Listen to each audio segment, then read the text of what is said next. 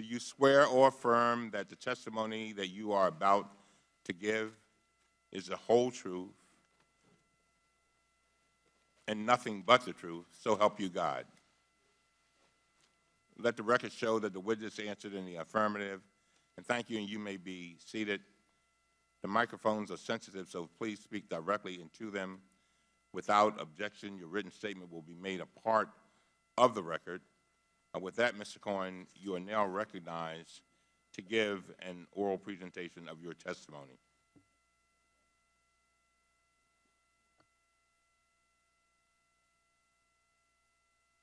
Is your mic on? Yes. Chairman Cummings, Ranking Member Jordan, and members of the committee, thank you for inviting me here today. I have asked this committee to ensure that my family be protected from presidential threats and that the committee be sensitive to the questions pertaining to ongoing investigations.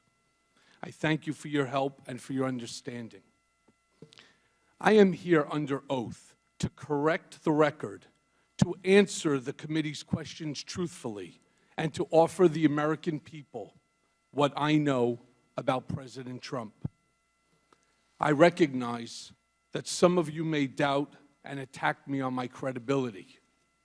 It is for this reason that I have incorporated into this opening statement documents that are irrefutable and demonstrate that the information you will hear is accurate and truthful.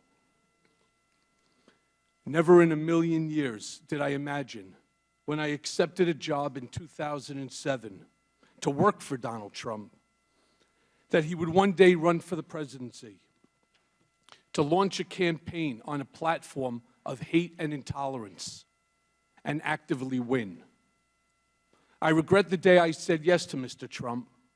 I regret all the help and support I gave him along the way.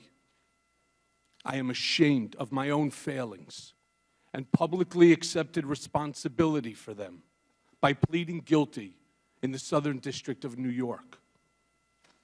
I am ashamed of my weakness and my misplaced loyalty, of the things I did for Mr. Trump in an effort to protect and promote him. I am ashamed that I chose to take part in concealing Mr. Trump's illicit acts rather than listening to my own conscience.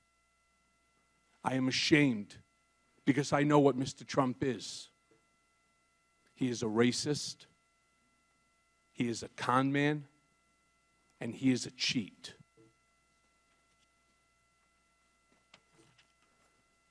He was a presidential candidate who knew that Roger Stone was talking with Julian Assange about a WikiLeaks drop on Democratic National Committee emails. And I will explain each in a few moments. I am providing the committee today with several documents, and these include a copy of a check Mr. Trump wrote from his personal bank account after he became president to reimburse me for the hush money payments I made to cover up his affair with an adult film star and to prevent damage to his campaign. Copies of financial statements from 2011, 2012, and 2013 that he gave to such institutions such as Deutsche Bank. A copy of an article with Mr. Trump's handwriting on it that reported on the auction of a portrait of himself that he arranged for the bidder ahead of time and then reimbursed the bidder from the account of his nonprofit charitable foundation, with the picture now hanging in one of his country clubs. And copies of letters I wrote at Mr. Trump's direction that threatened his high school, colleges, and the college board not to release his grades or SAT scores. I hope my appearance here today, my guilty plea, and my work with law enforcement agencies are steps along a path of redemption that will restore faith in me and help this country understand our president better. And before going further, I want to apologize to each member, to you as Congress as a whole. The last time I appeared before Congress, I came to protect Mr. Trump. Today, I am here to tell the truth about Mr. Trump. I lied to Congress when Mr. Trump stopped negotiating the Moscow Tower project in Russia. I stated that we stopped negotiating in January of 2016. That was false. Our negotiations continued for months later during the campaign. Mr. Trump did not directly tell me to lie to Congress. That's not how he operates. In conversations we had during the campaign, at the same time I was actively negotiating in Russia for him, he would look me in the eye and tell me there's no Russian business, and then go on to lie to the American people by saying the same thing. In his way, he was telling me to lie. There were at least a half a dozen times between the Iowa caucus in January of 2016 and the end of June when he would ask me, "How's it going in Russia?" referring to the Moscow Tower project. You need to know that Mr. Trump's personal lawyers reviewed and edited my statement to Congress about the timing of the Moscow Tower negotiations before I gave it. So to be clear, Mr. Trump knew of and directed the Trump-Moscow negotiations throughout the campaign and lied about it. He lied about it because he never expected to win. He also lied about it because he stood to make hundreds of millions of dollars on the Moscow real estate project. And so I lied about it too, because Mr. Trump had made clear to me, through his personal statements to me, that we both knew to be false, and through his lies to the country, that he wanted me to lie. And he made it clear to me because his personal attorneys reviewed my statement before I gave it to Congress. Over the past 2 years, I have been smeared as a rat by the President of the United States. The truth is much different. And let me take a brief moment to introduce myself. My name is Michael Dean Cohen, and I am a blessed husband of 24 years and a father to an incredible daughter and son. When I married my wife, I promised her that I would love her, I would cherish her, and I would protect her. As my father said countless times throughout my childhood, you, my wife, and you, my children, are the air that I breathe. So to my Laura, and to my Sammy, and to my Jake, there's nothing I wouldn't do to protect you. I have always tried to live a life of loyalty, friendship, generosity, and compassion. It's qualities my parents ingrained in my siblings and me since childhood. My father survived the Holocaust, thanks to the compassion and selfless acts of others. He was helped by many who put themselves in harm's way to do what they knew was right. And that is why my first instinct has always been to help those in need. And Mom and Dad, I am sorry I let you down. As the many people that know me best would say, I am the person that they call at 3 a.m. if they needed help. And I proudly remember being the emergency contact for many of my children's friends when they were growing up, because their parents knew that I would drop everything and care for them as if they were my own. Yet last fall, I pled guilty in federal court to felonies for the benefit of, at the direction of, and in coordination with individual number one. And for the record, individual number one is President Donald J. Trump. It is painful to admit that I was motivated by ambition at times. It is even more painful to admit that many times I ignored my conscience and acted loyal to a man when I should not have. sitting here today, it seems unbelievable that I was so mesmerized by Donald Trump that I was willing to do things for him that I knew were absolutely wrong. For that reason, I have come here to apologize to my family, to my government, and to the American people. Accordingly, let me now tell you about Mr. Trump. I got to know him very well, working very closely with him for more than 10 years as his executive vice president and special counsel, and then as personal attorney when he became president. When I first met Mr. Trump, he was a successful entrepreneur, a real estate giant, and an icon. Being around Mr. Trump was intoxicating. When you were in his presence, you felt like you were involved in something greater than yourself, that you were somehow changing the world. I wound up touting the Trump narrative for over a decade.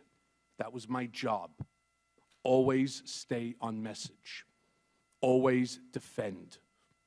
It monopolized my life. At first, I worked mostly on real estate developments and other business transactions. Shortly thereafter, Mr. Trump brought me into his personal life and private dealings. Over time, I saw his true character revealed. Mr. Trump is an enigma. He is complicated, as am I. He is both good and bad, as do we all. But the bad far outweighs the good. And since taking office, he has become the worst version of himself. He is capable of behaving kindly, but he is not kind. He is capable of committing acts of generosity, but he is not generous. He is capable of being loyal, but he is fundamentally disloyal. Donald Trump is a man who ran for office to make his brand great, not to make our country great. He had no desire or intention to lead this nation, only to market himself and to build his wealth and power. Mr. Trump would often say, this campaign was going to be the greatest infomercial in political history.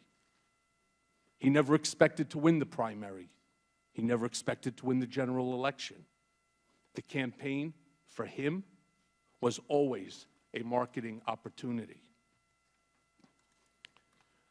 I knew early on in my work for Mr. Trump that he would direct me to lie to further his business interests. And I am ashamed to say that when it was for a real estate mogul in the private sector, I considered it trivial. As the president, I consider it significant and dangerous. But in the mix, lying for Mr. Trump was normalized, and no one around him questioned it. In fairness, no one around him today questions it either. A lot of people have asked me about whether Mr. Trump knew about the release of the hacked documents, the Democratic National Committee emails, ahead of time. And the answer is yes. As I earlier stated, Mr. Trump knew from Roger Stone in advance about the WikiLeaks drop of emails. In July of 2016, days before the Democratic convention, I was in Mr. Trump's office when his secretary announced that Roger Stone was on the phone. Mr. Trump put Mr. Stone on the speakerphone. Mr. Stone told Mr. Trump that he had just gotten off the phone with Julian Assange, and that Mr. Assange told Mr. Stone that within a couple of days, there would be a massive dump of emails that would damage Hillary Clinton's campaign. Mr. Trump responded by stating to the effect, "Wouldn't that be great?" Mr. Trump is a racist. The country has seen Mr. Trump court white supremacists and bigots. You have heard him call poorer countries holes. In private, he is even worse. He once asked me if I could name a country run by a black person that wasn't a hole. This was when Barack Obama was president of the United States. And while we were once driving through a struggling neighborhood in Chicago, he commented that only black people could live that way. And he told me that black people would never vote for him because they were too stupid. And yet, I continued to work for him. Mr. Trump is a cheat. As previously stated, I am giving to the committee today 3 years of Mr. Trump's personal financial statements from 2011, 2012, and 2013, which he gave to Deutsche Bank to inquire about a loan to buy the Buffalo Bills and to Forbes. These are Exhibits 1A, 1B, and 1C to my testimony. It was my experience that Mr. Trump inflated his total assets when it served his purposes, such as trying to be listed amongst the wealthiest people in Forbes, and deflated his assets to reduce his real estate taxes. I'm sharing with you 2 newspaper articles, side by side, that are examples of Mr. Trump inflating and deflating his assets, as I said, to suit his financial interests. These are Exhibit 2 to my testimony. As I noted, I'm giving the committee today an article he wrote on and sent to me that reported on an auction of a portrait of Mr. Trump. This is Exhibit 3A to my testimony. Mr. Trump directed me to find a straw bidder to purchase a portrait of him that was being auctioned off at an Art Hamptons event. The objective was to ensure that this portrait, which was going to be auctioned last, would go for the highest price of any portrait that afternoon. The portrait was purchased by the fake bidder for $60,000. Mr. Trump directed the Trump Foundation, which is supposed to be a charitable organization, to repay the fake bidder, despite keeping the art for himself. And please see Exhibit 3B to my testimony. And it should come as no surprise that one of my more common responsibilities was that Mr. Trump directed me to call business owners, many of whom are small businesses that were owed money for their services, and told them that no payment or a reduced payment would be coming. When I asked Mr. Trump, or when I told Mr. Trump of my success, he actually reveled in it. And yet, I continued to work for him. Mr. Trump is a con man. He asked me to pay off an adult film star with whom he had an affair and to lie about it to his wife, which I did. And lying to the First Lady is one of my biggest regrets because she is a kind, good person, and I respect her greatly, and she did not deserve that. And I'm giving the committee today a copy of the $130,000 wire transfer from me to Ms. Clifford's attorney during the closing days of the presidential campaign that was demanded by Ms. Clifford to maintain her silence about her affair with Mr. Trump. And this is Exhibit 4 to my testimony. Mr. Trump directed me to use my own personal funds from a home equity line of credit to avoid any money being traced back to him that could negatively impact his campaign. And I did that too, without bothering to consider whether that was improper, much less whether it was the right thing to do or how would it impact me, my family, or the public. And I am going to jail in part because of my decision to help Mr. Trump hide that payment from the American people before they voted a few days later. As Exhibit 5A to my testimony shows, I am providing a copy of a $35,000 check that President Trump personally signed from his personal bank account on August 1st of 2017, when he was President of the United States, pursuant to the cover-up, which was the basis of my guilty plea to reimburse me, the word used by Mr. Trump's TV lawyer for the illegal hush money I paid on his behalf. This $35,000 check was one of 11 check installments that was paid throughout the year while he was president. Other checks to reimburse me for the hush money payments were signed by Donald Trump Jr. and Alan Weisselberg. And see for that example 5B. The President of the United States thus wrote a personal check for the payment of hush money as part of a criminal scheme to violate campaign finance laws. And you can find the details of that scheme directed by Mr. Trump in the pleadings in the U.S. District Court for the Southern District of New York. So picture this scene. In February of 2017, 1 month into his presidency, I'm visiting President Trump in the Oval Office for the first time, and it's truly awe-inspiring. He's showing me all around and pointing to different paintings, and he says to me something to the effect of, "Don't worry, Michael, your January and February reimbursement checks are coming." They were FedExed from New York, and it takes a while for that to get through the White House system. As he promised, I received the first check for the reimbursement of $70,000 not long thereafter.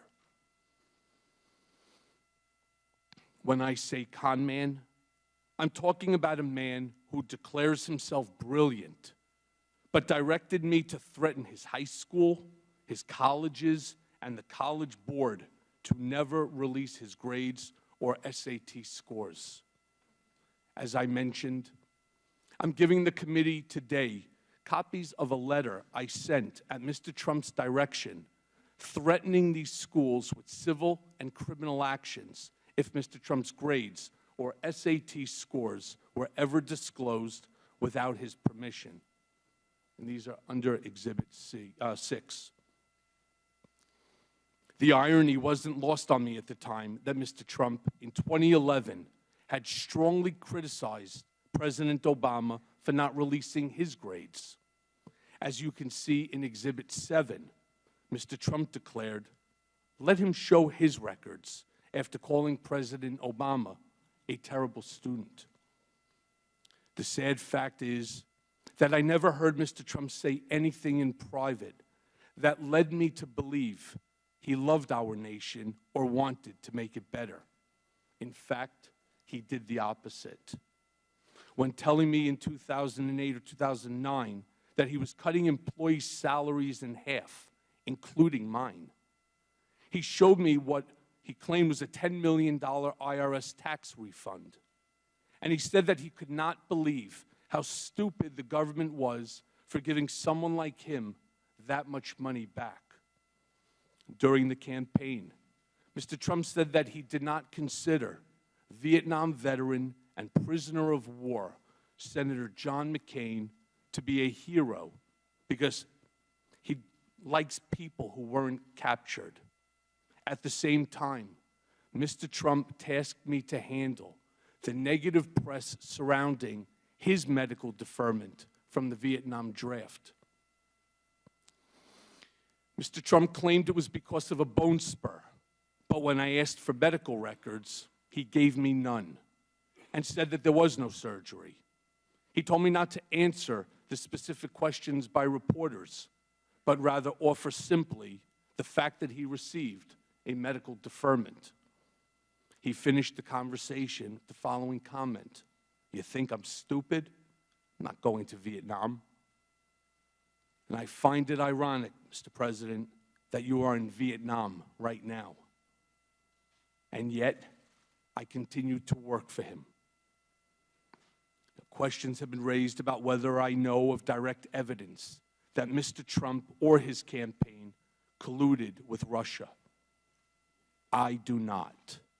And I want to be clear, but I have my suspicions. Sometime in the summer of 2017, I read all over the media that there had been a meeting in Trump Tower in June of 2016 involving Don Jr. and others from the campaign with Russians.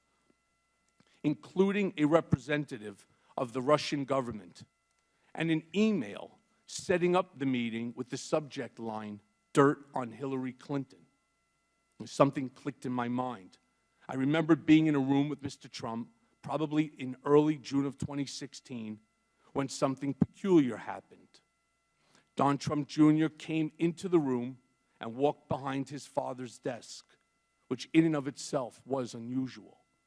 People didn't just walk behind Mr. Trump's desk to talk to him. And I recall Don Jr. leaning over to his father and speaking in a low voice, which I could clearly hear, and saying, "The meeting is all set." And I remember Mr. Trump saying, "Okay, good, let me know."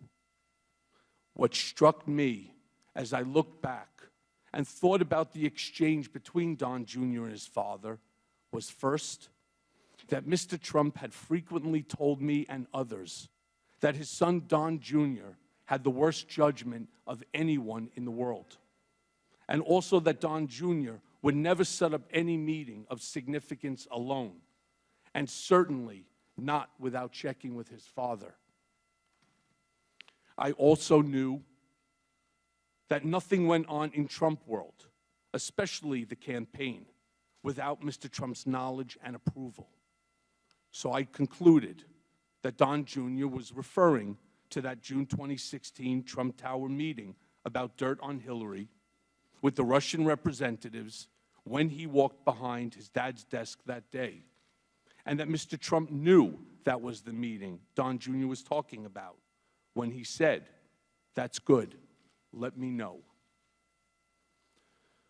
Over the past year or so, I have done some real soul searching, and I see now that my ambition and the intoxication of Trump power had much to do with the bad decisions, in part, that I made.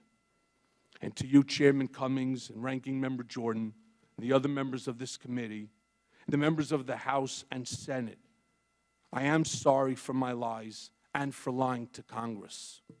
And to our nation, I am sorry for actively working to hide from you the truth about Mr. Trump when you needed it most. For those who question my motives for being here today, I understand. I have lied, but I am not a liar.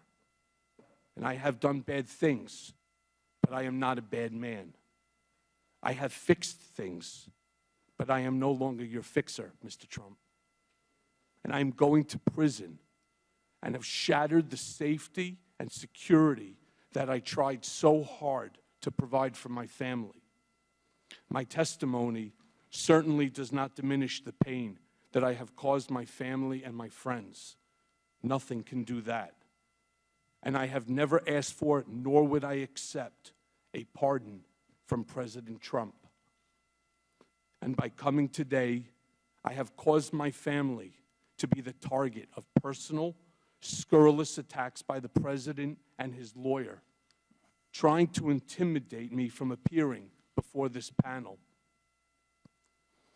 Mr. Trump called me a rat for choosing to tell the truth, much like a mobster would do when one of his men decides to cooperate with the government.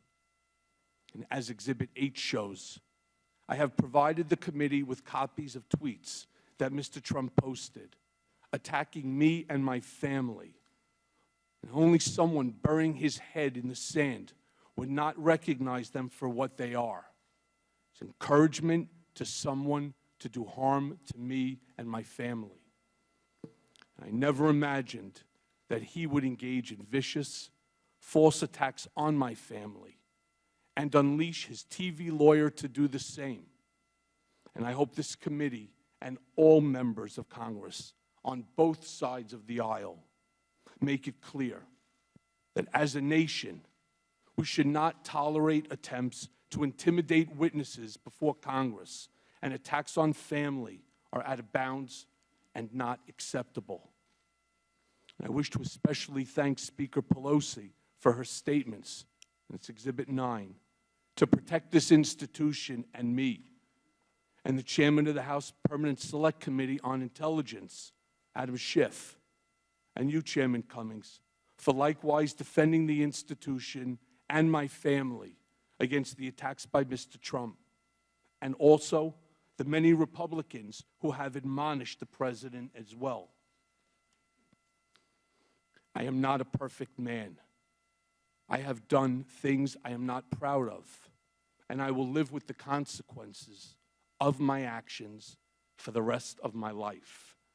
But today, I get to decide the example that I set for my children and how I attempt to change how history will remember me.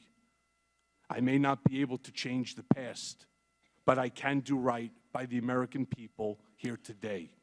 And I thank you for your attention, and I'm happy to answer the committee's questions. Thank you very much, Mr. Cohen. I now recognize